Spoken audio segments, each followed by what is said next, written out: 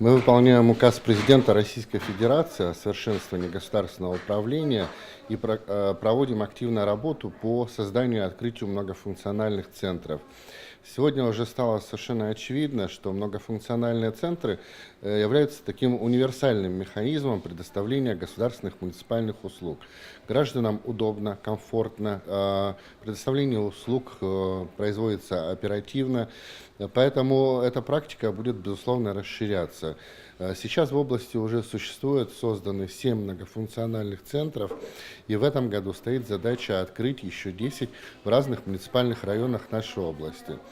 Но наша область имеет такую особенность. У нас очень большая территория, протяженность, удаленность населенных пунктов от районных центров. Поэтому очень важно, проводя эту работу, соблюдать принцип доступности, чтобы предоставление государственных муниципальных услуг было максимально доступно для граждан и территориально.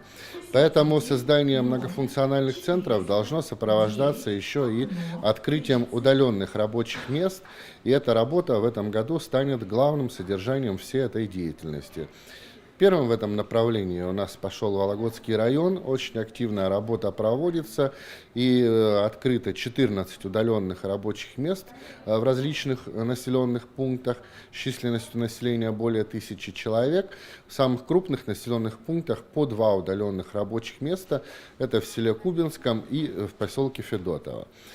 Конечно, в масштабах области эта работа выглядит еще более масштабной. Во всех действующих и вновь открываемых МФЦ будет открыто 167 удаленных рабочих мест в крупных населенных пунктах, несмотря от их удаленности от районных центров.